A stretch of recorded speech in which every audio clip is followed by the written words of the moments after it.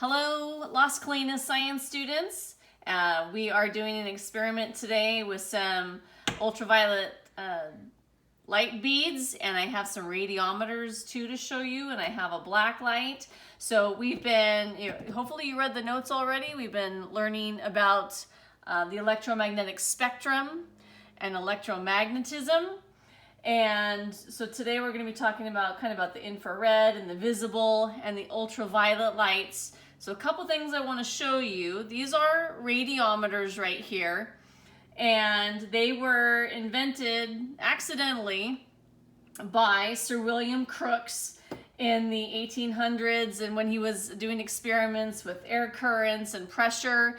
They are completely sealed glass bulbs. They are a near vacuum inside. So what that means is that there's very few air molecules inside there. It's not a complete vacuum. That would be no air molecules inside. So there are very few in there, and they do some interesting things when exposed to light. And then here I have my ultraviolet beads. They have a pigment in them that changes color when they're exposed to ultraviolet light between 360 to 300 nanometers in wavelength. So let me show you what we have here. Remember, you can't see ultraviolet light. Ultraviolet means beyond violet. We do need some ultraviolet light so our skin can make vitamin D, but remember, it can also damage your skin, and too much exposure will burn your skin, can cause skin cancer. There are 3 different kinds of ultraviolet light. There's A, which is between 400 and 320 nanometers, B, which is what our body uses to make vitamin D, which is 320 to 380 nanometers, and both of those are what you usually apply sunscreen for, to block so you don't get a sunburn. And then ultraviolet C is extremely dangerous.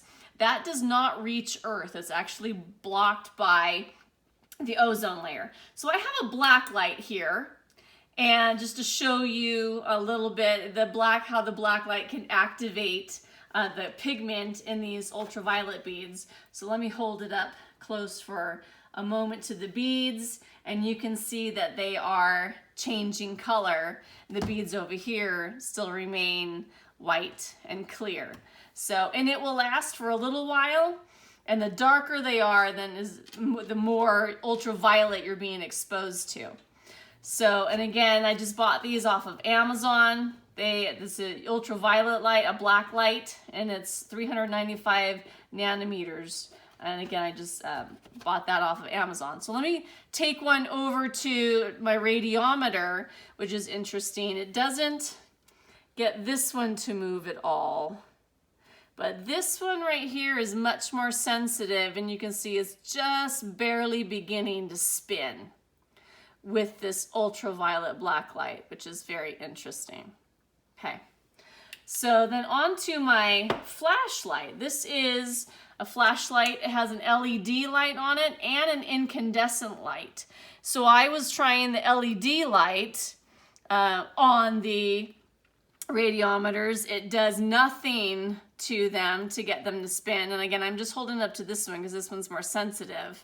And it doesn't have any effect on the beads either. I was really surprised though to turn on the incandescent bulb, and of course it will really make both of these radiometers start to spin very quickly.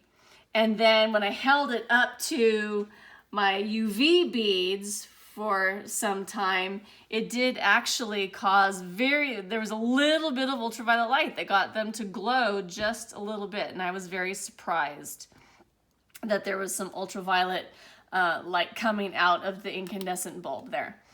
And then I have little tiny mini flashlights, and they are not powerful enough at all to get the radiometers to spin at all. And this one's slowing down right here enough, so it's not going to make it spin up anymore, and it has no effect on this one whatsoever. So I'm inside my garage right now, so we're gonna now take these outside in the sunlight and expose them to electromagnetic radiation from the sun and the beads as well, and we'll see what the difference is when we head outside. So see you in a bit.